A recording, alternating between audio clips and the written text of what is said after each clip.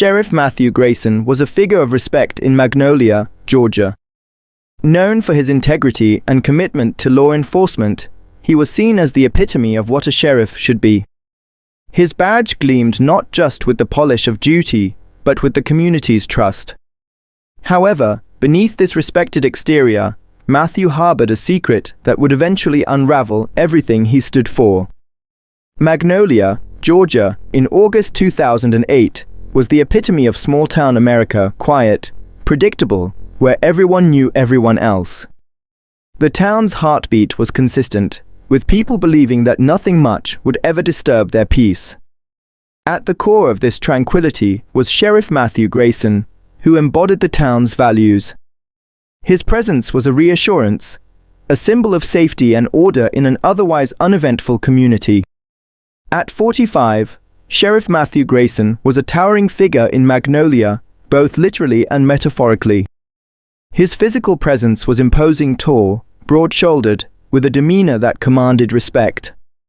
His voice was like a soothing balm, capable of calming the most heated disputes. He wore his sheriff's badge with a sense of pride, not merely as a symbol of law enforcement, but as a testament to the trust and respect he had earned from the community. He was seen patrolling the streets with an air of authority and care, often engaging with residents, knowing many by name. The town viewed him as more than just their protector.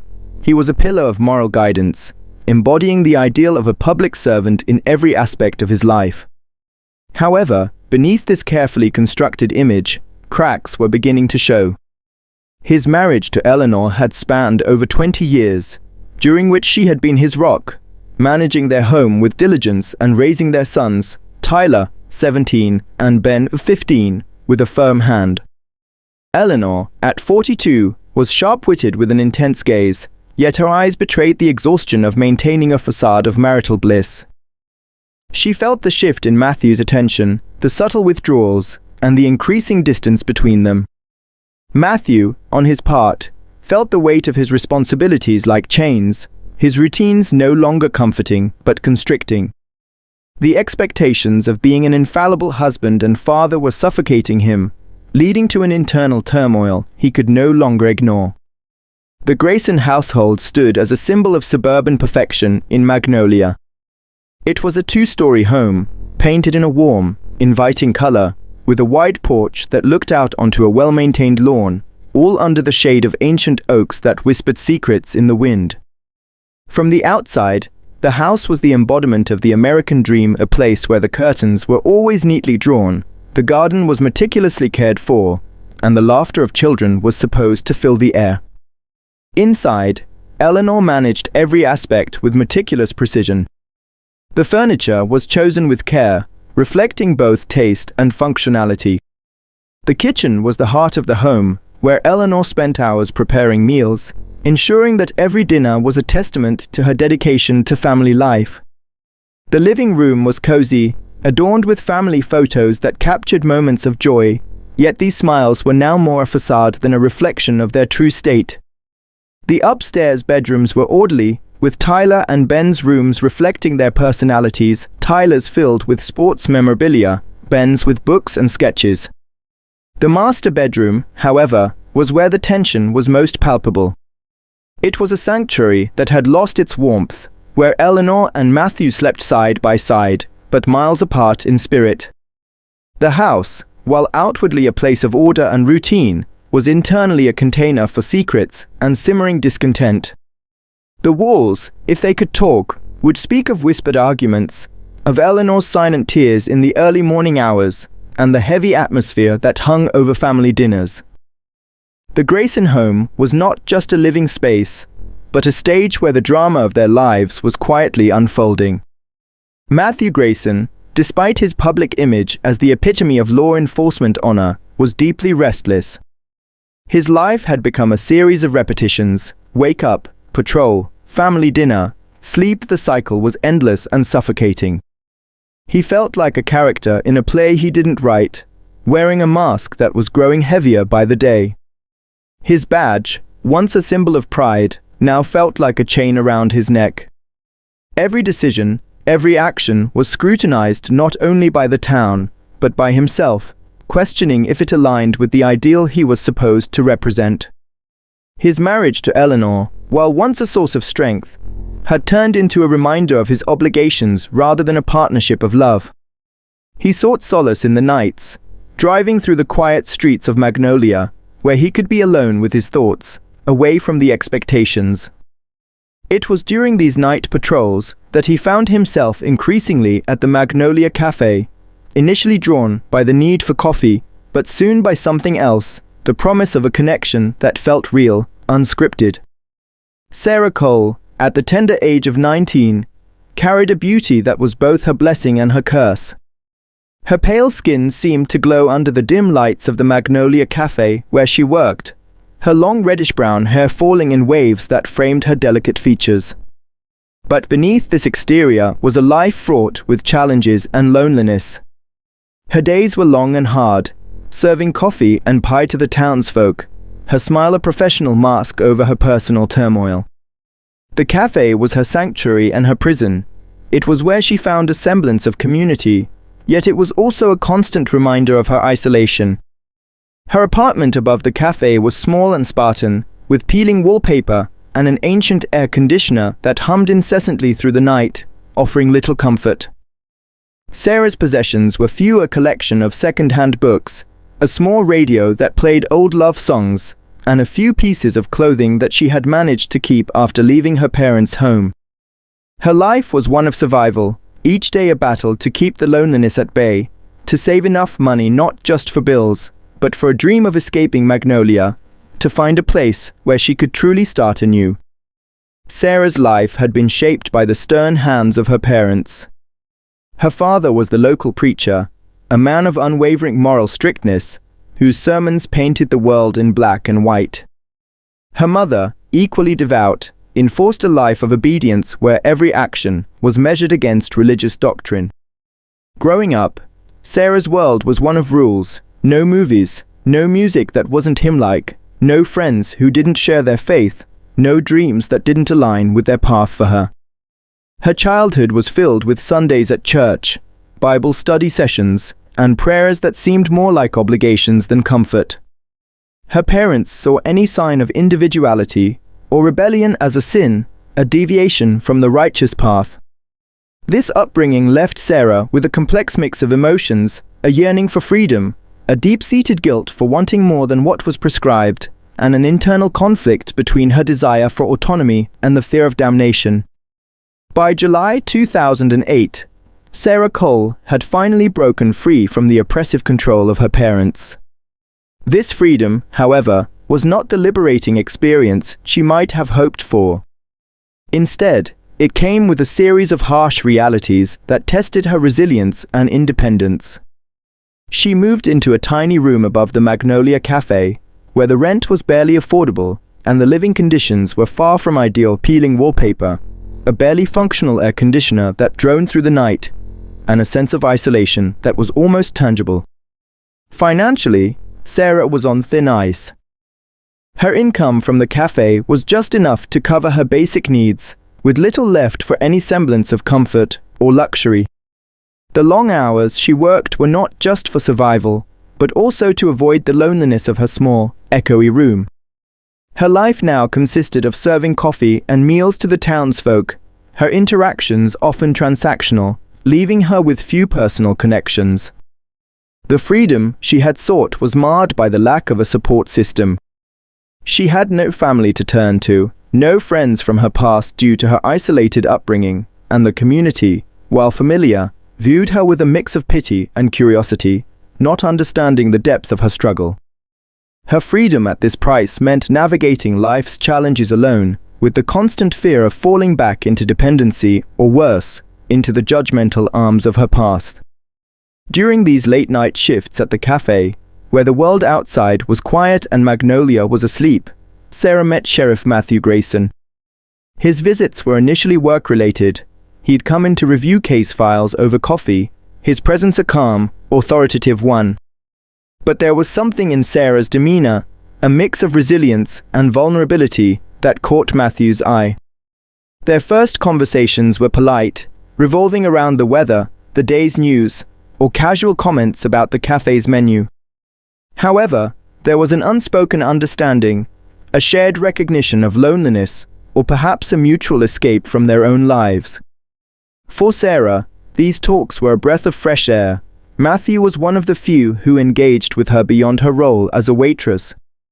For Matthew, these encounters were a respite, a moment where he could shed the weight of his responsibilities, even if just for a moment. As nights turned into weeks, their conversations deepened. Sarah began to share more about her life, her estrangement from her parents, her dreams of leaving Magnolia, her fears of being stuck in a life she didn't choose. Matthew listened with genuine interest, offering advice, sharing stories from his own life that mirrored her sense of entrapment. He saw in her not just a young woman, but a kindred spirit, someone who understood the feeling of being trapped by one's own life choices. Sarah, in turn, viewed Matthew as a protector, someone with the power and perhaps the will to help her navigate her uncertain future.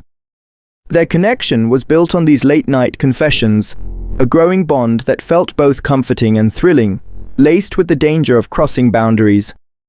By August, what had started as a comforting connection turned into something more intense and secretive.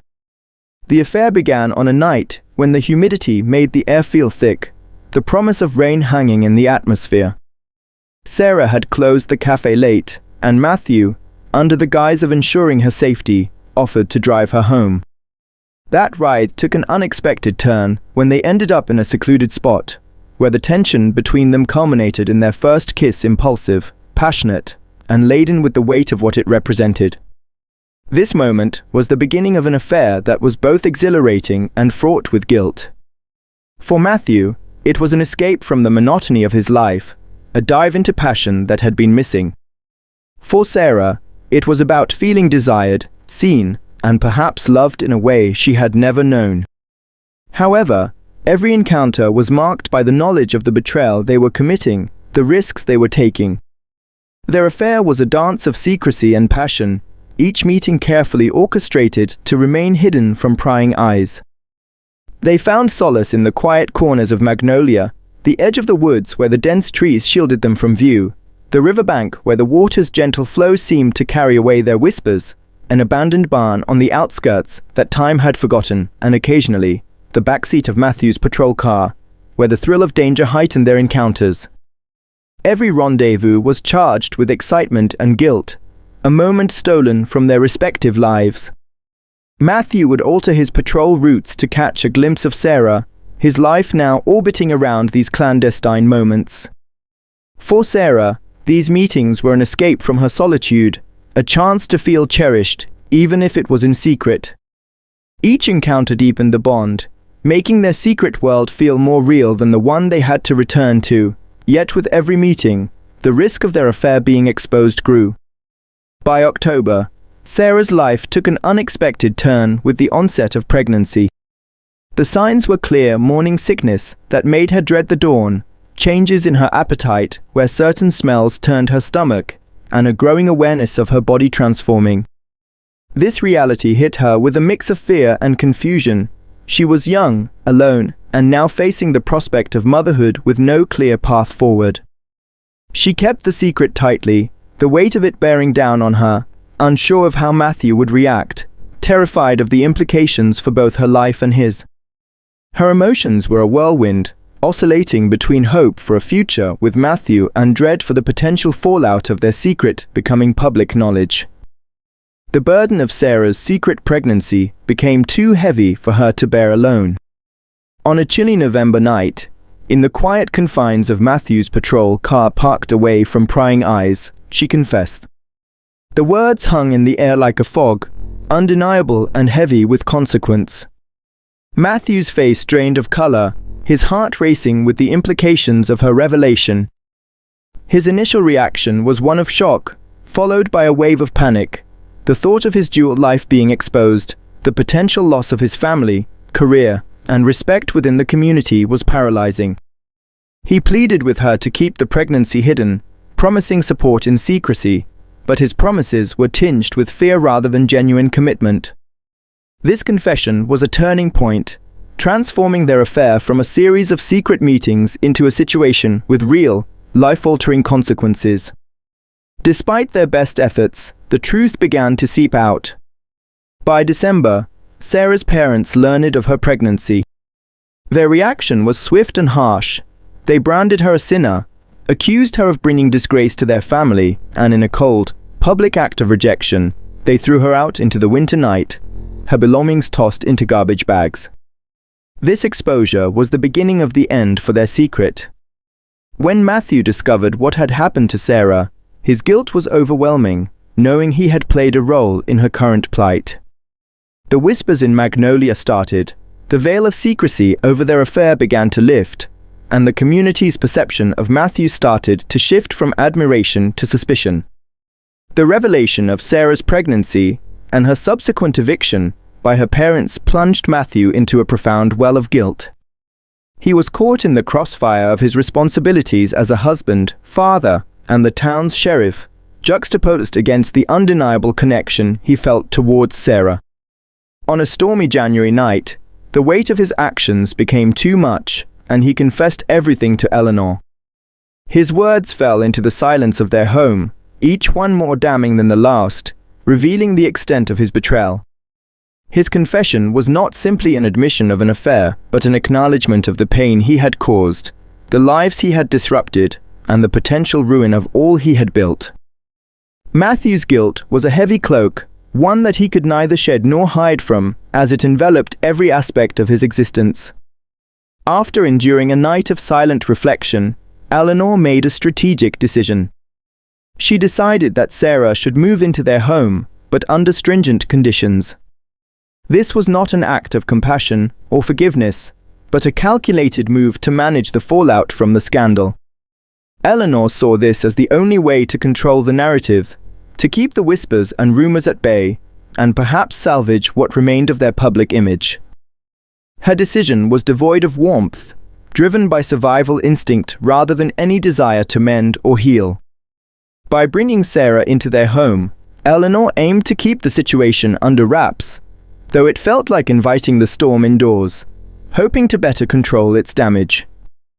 On January 9, 2009, Sarah moved into the Grayson household, stepping into a world where she was both hidden and exposed. The home, which had always been a symbol of suburban tranquility, now bore the weight of their secrets. The first days were marked by a tense silence, with Eleanor setting strict guidelines for Sarah's stay, viewing her more as a problem to be managed rather than someone needing support. Sarah felt the chill of Eleanor's disdain with every interaction, each look from her a silent accusation. Her presence was a constant reminder of Matthew's betrayal, making every moment in the house fraught with tension. Her pregnancy, now visible, added another layer of complexity to their already strained dynamics. Sarah's mood swings, fueled by her condition and the emotional turmoil of her situation, made her a volatile presence. She oscillated between gratitude for the shelter and resentment for the conditions under which she was there, feeling both protected from the outside world's judgment and trapped within the walls of a home that was not hers by right, but by circumstance. With Sarah now under their roof, the Grayson home became a battleground of secrets and emotions. The facade of normalcy quickly crumbled under the weight of reality. Eleanor's strategy to contain the scandal was challenged daily by Sarah's growing presence, her pregnancy making it impossible to ignore the truth. The atmosphere was thick with tension. Each meal, each conversation, was a potential spark for conflict. Matthew found himself caught in the middle, his life unraveling, his reputation in tatters, as he struggled with his guilt and the love he felt for Sarah. The house, once a beacon of family stability, was now a place where every corner held secrets, every silence screamed of betrayal. This was the beginning of the end, not just for their hidden affair, but for the lives they had known. Every day brought them closer to a confrontation with the truth, where the consequences would be unavoidable, leading to an inevitable explosion that would alter their lives forever.